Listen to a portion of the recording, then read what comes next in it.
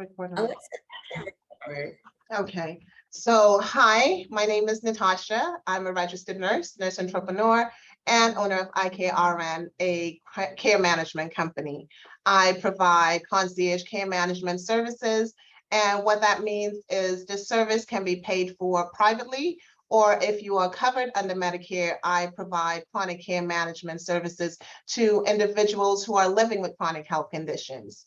What I do is I partner with physicians and nurse practitioners to deliver comprehensive, high quality care management services to their eligible patients who are living with chronic health conditions. I also teach nurses and nurse practitioners how they can start their own care management company. And I also offer chronic care management consultations to help physicians and nurse practitioners implement a care management program within their practice.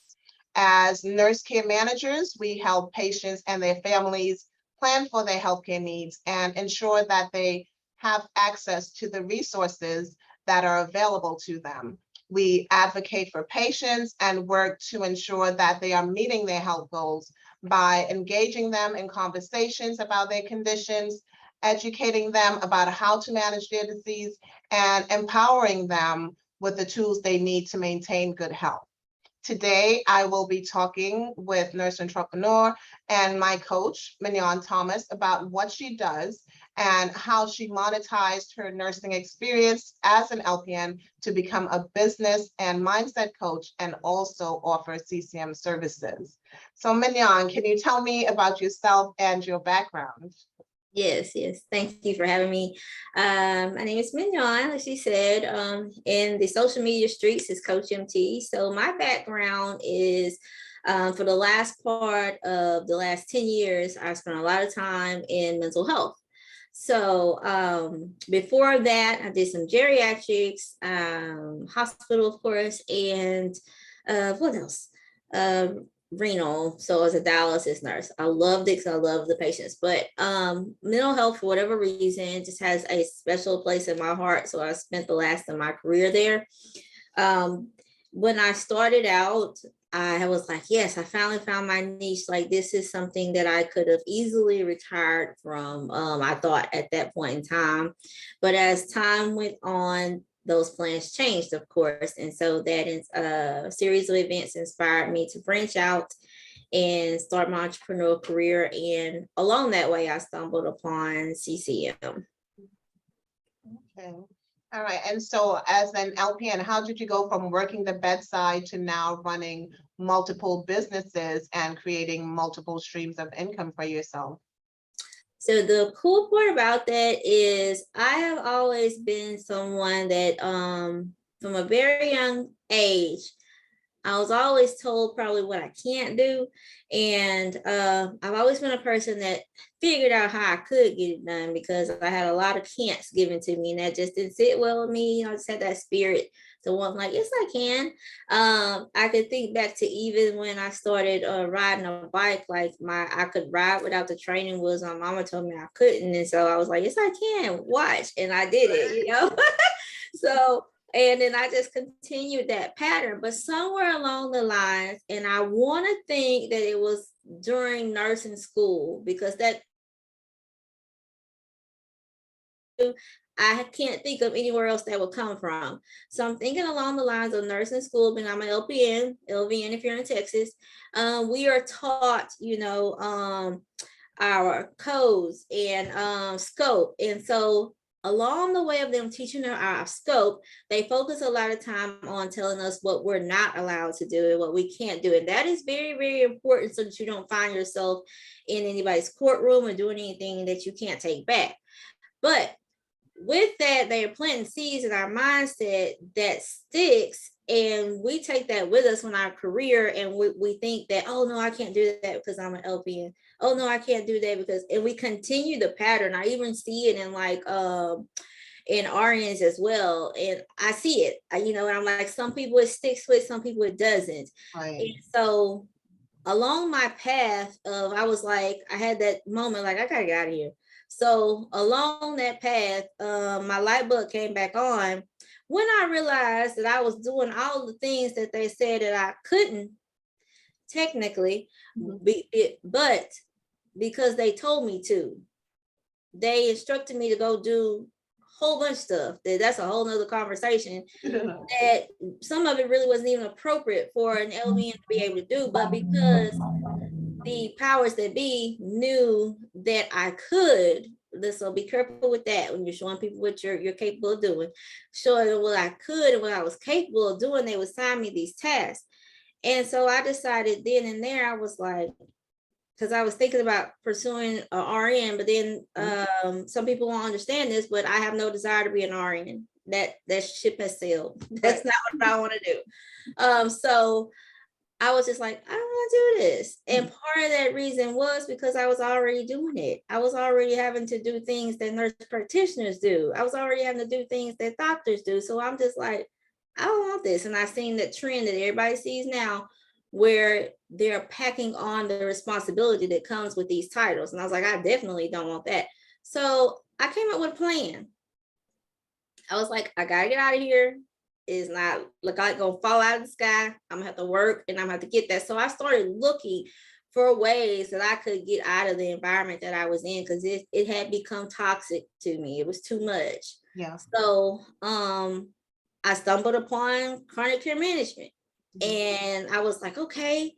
And then I was like, but until I can get that started, because I wasn't yet sold on the chronic care management portion, I started continue to research, and I started thinking about the things that I was good at and what I could provide to someone else. Along those lines, I enrolled in a coaching program. That is very important, though. But I enrolled in a coaching program that helps me to pull it out. And so when I was done, I came back to the things that I was like, okay, I got a knack for mental health. And I looked and seen the things that I spent the majority of my time doing in my 9 to 5 that wasn't in my job description per se, but it just was in me to do it. Like the education in between the visits. I'm not even gonna say education, because that is in our job description. This is not getting done. But like the actual hand holding, because these people are lost. Right. Myself included. That is a very confusing realm. A lot of times they don't understand what the doctor just said or the therapist, and some of that can be just because they're in a brain fog and they're like, what? Whatever. And then these medications, when you go look them up on Google, they don't make sense. It's like, why did they give me that? That's for blood pressure. Things like that. Definitely. So, and then helping the family members to understand what was going on. So that's how my practice first started. Is I decided, okay, I'm gonna launch a coaching practice. I can do this. Right. And I took my mental health skills and nursing skills, and I developed a program to where I could provide the things that I seen that was needed to individuals, lay people in my community and beyond. And so that's where it all started. Okay, great. So I worked as an LPN for 17 years. I remember in nursing school too, being told what I couldn't do, and I remember one instructor, I think I had written a care plan. I was something, and she was like, well, you're not a nurse practitioner, so why would you write it like this? I'm like, whatever, lady, I can write it, so it's like, again, I felt stuck as an LPN because there was like so much I wanted to do. In Florida, I had a lot of freedom. I could do IV meds. I started in the hospital. I did blood. I did so much more in Florida. But then when I moved to New York is, different scope of practice. And it was like, I couldn't even call the doctor to find out, to report a temperature. I had to go through an RN. So I was like, no, I have to, get my RN. So definitely that's really why I moved back to New York, so I could go back to school and do that. So that is one thing that kind of made me feel stuck, being an LPN. And so I admire, you, because you didn't allow that to hold you back from anything. You just, like, I can do this, I got this, and so I truly admire that about you. And so I guess that's one of the reasons why you did not or you do not want to pursue an RN degree because you're able to accomplish all the things that you wanted to accomplish despite your degree, and you're not letting that hold you back. Right. Yeah. Right. So tell me, what is your main focus in your business right now? Right now, my main focus was, which still is, I wanted to go out and provide mental health care on the preventative side. So before we found ourselves in a crisis, because if you haven't found yourself in a crisis, it's only a matter of time before you do. Mhm. And so we are not successful as a society, and especially African Americans, to getting the care that we need. We only do the things that's a trend, like self-care. Everybody says they're practicing self-care and they're going to do it according to the trend. Then, they're not really actually implementing it the way that we need to. And I applaud you for that. But so I am focused, have narrowed down my practice now to focus on mindset. And so I attract entrepreneurs and people that are seeking business advice. And so I said, okay, along that way, I'll just focus on the mindset that's going to be needed for them to be successful in a healthy way. Because you don't only just want to start a business and it be lucrative or whatever. You want to be able to sustain it. And you also, when you decide you want to be an entrepreneur, you're not leaving your job to go get another job. You're leaving your job to be an entrepreneur. So I just wanted to, I found a way to share, my nursing skills and knowledge in that capacity, and people are able to receive it because they can't see it. Right. Okay, yes, definitely. As an entrepreneur, that you don't want to work, you want to do something that you're passionate about so it doesn't feel like work, so, and that's how I feel about chronic care management and all of those programs by Medicare, that I'm able to help someone, and so that's part of my purpose, helping others, and I'm passionate about it. So definitely it doesn't feel like work to me. Sometimes it might be a lot, but either way, I know that I'm walking in my purpose, and this is what I'm doing. So for me, on my journey, I have learned that sometimes you have to pivot. And just because one thing does not work out, that doesn't mean that you will not succeed. I have also learned that for each stage or level in your business, that there are challenges that you will face and barriers that you have to overcome just within yourself, related to personal development and getting to the levels you need to move up to as you grow your business. So what do you think is important for nurses to know when deciding to get into business, start a business, or just create a side hustle? First thing they need to know is that they can do this and it will not be easy. We are perfectly capable. We actually have an advantage over the average person when it comes to business. The only thing is you need to break it down to what you understand. And the thing that you understand is medicine. You understand that perfectly well. So find you somebody that can get it, can break things down for you that you can't. When you can't break it down, find somebody that can break it down to in relatable terms. And sometimes you'll have a hard time with that. But that's what we do. Instead of trying to learn all this new language and stuff, make it understandable to you. Like, I relate everything that I teach. I don't try to, and I guess that's because why I attract the people that I do. I stick with what I know. So everything that I break down, I can either break it down in a medical way or I can break it down in a biblical way, because that's the foundation that I have. And y'all can do the same thing, but know that it will be difficult because it's different, but it is not impossible. You will be surprised. Definitely. So Mignon reached out to me back in March of 2022 after I had posted in BNE about my experience finally deciding to step out on faith and start my CCM business. I had been sitting on the information for some time, afraid that I was not ready, that I did not have enough experience. I didn't know what to do. I would not get enough clients. And I had a bunch of excuses for why I wouldn't get started. And so, like I said, I stepped out, and she encouraged me and supported me like no one else. And she also challenged me by pushing me to see the greatness that's within me. And she recommended that I start the CCM course and provided her knowledge and experience in CCM to ensure that what I created was of quality and provided value to those looking to get into CCM. I have definitely made some mistakes along the way and procrastinated as well, as we all do, starting a business. But thankfully, God continues to place people in my path that enable me to learn more and become more confident in what I create and offer. I was able to add instructors, Latasha Laird, who is my compliance consultant, and Quinta Kaler, who is a boss at marketing. And this helped me to improve the course and ensure that I am offering something of great value for other nurses. So what is chronic care management? Chronic care management, or CCM, is a service that's provided to individuals living with chronic health conditions such as heart disease, high blood pressure, diabetes, lung disease, or any other condition that might place them at risk for complications or deterioration.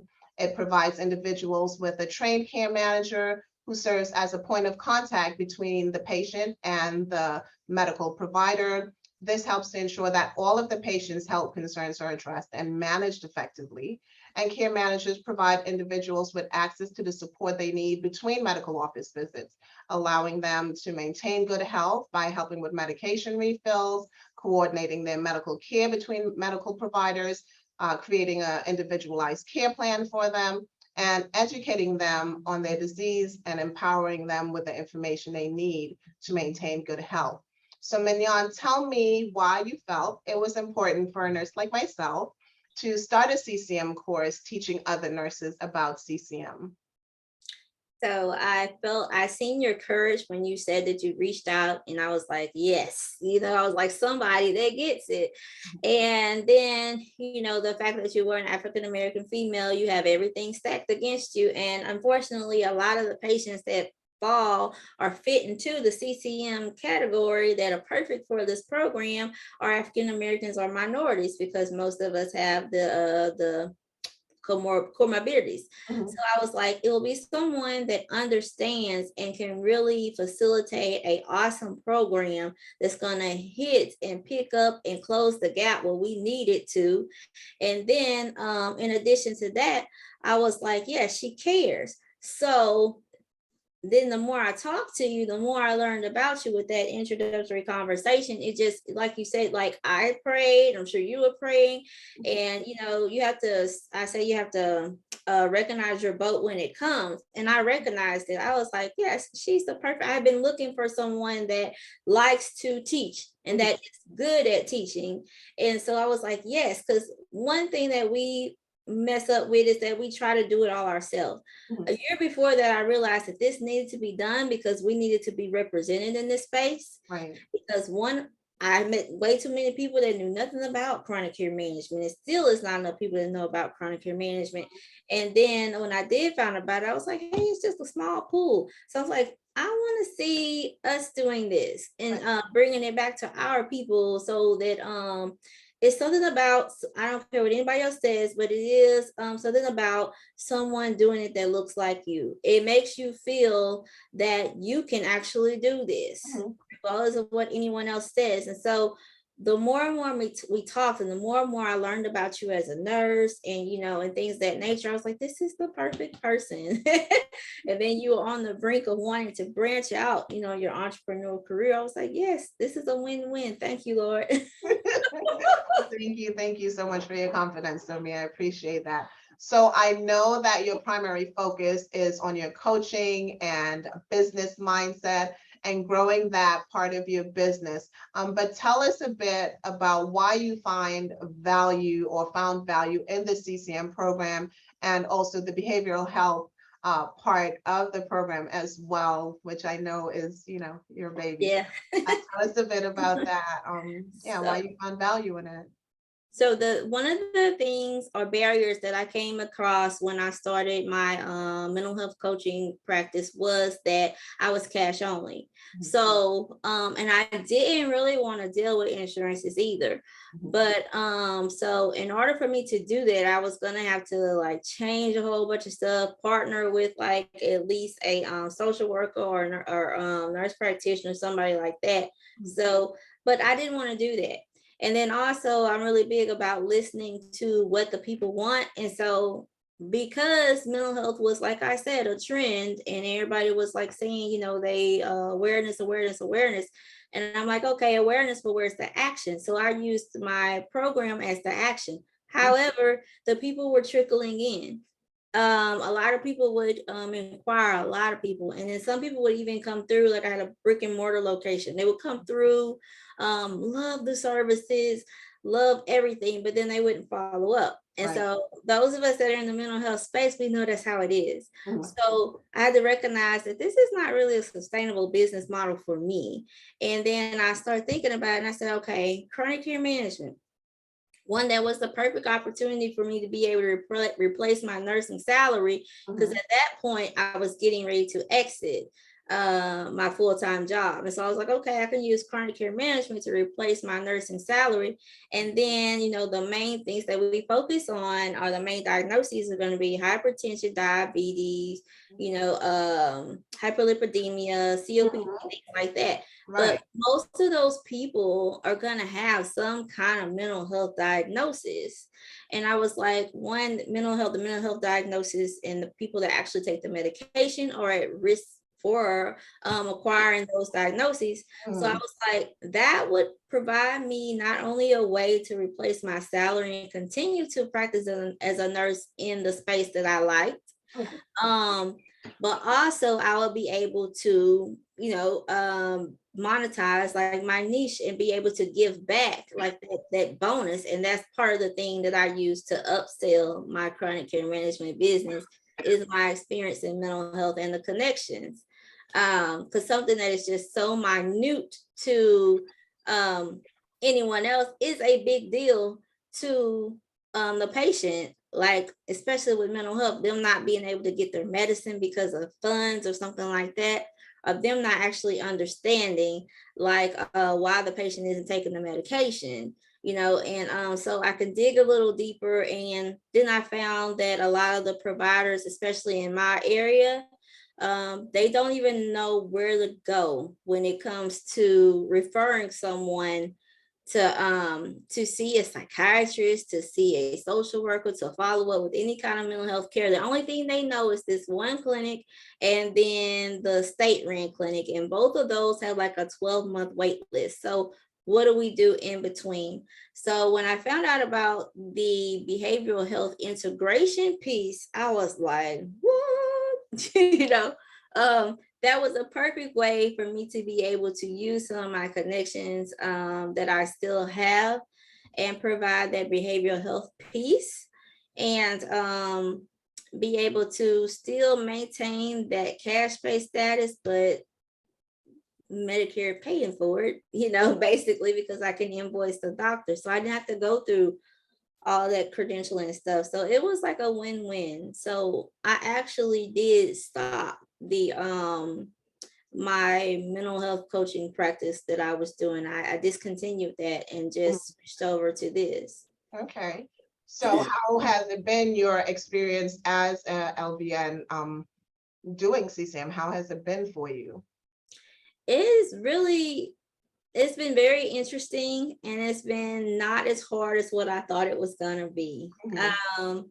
It's a little intimidating at first, especially when you're learning all of the different CMS terms, guidelines, stuff like that. Mhm. But understanding that you're not going to know everything and you are going to make a mistake, Mhm. and just making sure that you are being compliant while you're making that mistake, and that you have systems in place to catch that. Mhm. I actually enjoy it very much. For the most part, a lot of people are interested, Mhm. especially the patients. The patients actually want it. That was the part that I thought was going to be hard. Right. We do the outreach calls. Mhm. But the people that I have talked to have actually been very receptive and very appreciative, and then actually utilize the 24-hour call service that I offer. That's great. And I'm sure, talking to you, they feel comfortable talking to someone like themselves as well. I know that Mhm. I certainly do. And Yes. I think our community does as well. So it is important that anyone starting a CCM business follow their state guidelines and function within their scope of practice. For example, we know that in most states, some LPNs are not able to create a comprehensive care plan, which is one of the requirements for delivering CCM under the Medicare program.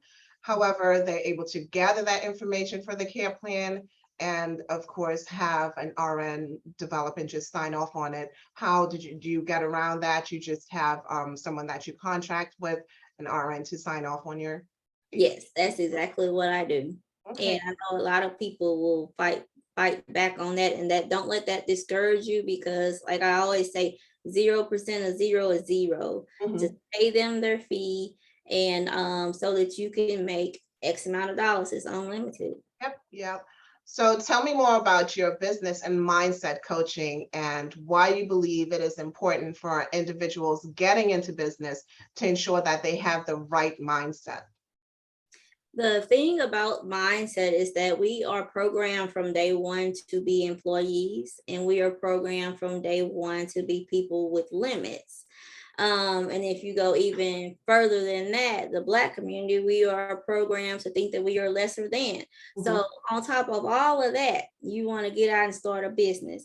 Getting out and starting a business is going to be very difficult if you don't have the right mindset, Right. because 9 times out of 10, things are not going to go the way that you expect them to go. And really and truly, that's what you want, because you want to know why this worked and why this didn't work, things like that. But it can be very discouraging, especially if you're starting a new trade. So when you set yourself up with the right mindset, you will be open to the coaching that is going to be needed. Like, if you don't have the right mindset, you're not going to do anything that the coach suggests that you should do, or the things that they help you to realize that you need to do, because you're not going to believe it. Right. Then if you have that mindset of, I can't do this, you're not going to be able to. You're not. Us as nurses can relate to that. The easiest example I can think of is like when someone's going into surgery. If they have that mindset of thinking that they're not going to come out of it, they're scared to death, they're going to do something. They're going to postpone the surgery, give them something to calm them down, and come back and try again, because they won't wake up. They've increased Right. the chances. Mhm. So that applies in everything. But if you have a solid foundation, that's really what I focus on. And it doesn't matter if you're in the beginning, middle, or end. When you start networking with these different people on different levels, you understand that the millionaires and billionaires understand this, and so they spend a lot of time on mindsets. Yes. They understand the importance, and so you're just setting yourself up for prosperity, to receive the abundance, for practicing the gratitude. And it's more than saying affirmations in the mirror. Right. That helps, but it's actually work. Like, what are you gonna do when, like, as entrepreneurs, we could make like 10,000 this week and no money Right. next week, but Mhm. you still have invoices coming in? Right. How are you gonna handle that? Mhm. So, and in my business now, I'm focusing on the 4 pillars that I felt like was the most important to people, and that was money. Because if you broke, you pretty much these days don't care about nothing else. Mhm. 2 is health. If you have all the money in the world and you have horrible health, it doesn't matter. Right. 3, love. That can distract us from everything, as Yes. it does. And then 4, just the entrepreneurial mindset Mhm. itself, Yeah. that shift that has to take place. And it's like, it's so amazing, because when it moves slow. When you first start shifting, you're like, oh, then you're molding yourself into a whole brand new person. And it's so beautiful. But then when you finally realize that, like, wow, you'll be like, why didn't I do this sooner? But it Right. was the time. Yeah. You're at And then the the right peace, time. the peace that you find within that, once you have that mindset where, even if you have a setback, that this is not the end of the world, Yes. and it's okay. I am still able to move forward, and like I know I told you, someone told me it's not a sprint, it's a marathon. So, you may say, okay, well, I should have accomplished this by then, and be stressing yourself out because you haven't accomplished that. You go at your pace, ensure that you do have, funds coming in from somewhere, Mhm. and still continue to grow what you're passionate about, so you can eventually not have to work for anyone and just Right. work for yourself. So what are some recommendations you have for those wanting to learn more about changing their mindset? How do they just at least get started changing that mindset? How? One thing, I'm going to be releasing like a checklist to help you, like similar to like the depression scale, so we can see where we are, Mhm. how flexible we are. So I'm going to be releasing that. But the first thing you can do is just start doing a self-assessment, seeing how you handle change, Mhm. how you handle disappointment, and then start practicing self-care. Like if you pray, pray. Meditation is key. Oh my goodness, you will find so much peace in meditation. In meditation, if you're not familiar or don't know how to do it, they have plenty of examples on YouTube. Um, just find time to meditate and really just spend some time with you and listen to those thoughts that are going on in your head. Um, and then reading. You can start reading about mindfulness and what it really does mean, and being careful about what you are putting into your mind. Like we are careful about what we put into our bodies, your mind is even more important. Being careful about what you put into your mind. I like to quote one of pastors. He'll say, you know, warn us about what we watch on TV, in the sense of you cannot unsee something once you've seen it. It is forever etched in your brain. So be mindful of that, what you're watching, what you're listening to, the conversations you're participating in. When you just implement that one right there, that will help a whole bunch. Mhm. Because it sure did help me. My Yes, stress that. level went from here to here. Yes, yes, that is so true. I stopped watching the news, I think 2 years ago. I have not, but I remember I would get up early in the morning and I'd be on one station, next station, and it's just news, and I'm like, I'm tired. I felt just down, Yeah. and that's when I started like listening to, like Think and Grow Rich, all these, different stuff about growing wealth and changing your mindset and all that stuff, and I didn't realize that God was, you know, putting me in a different direction so I could get my mind right, but I'm thankful for that experience, and I'm thankful for the conversations I'm able to have now. Like I met you, and I met so many other amazing women that, have the same kind of mindset, and Yep. the same, so that is so really good, makes me feel really good. You know.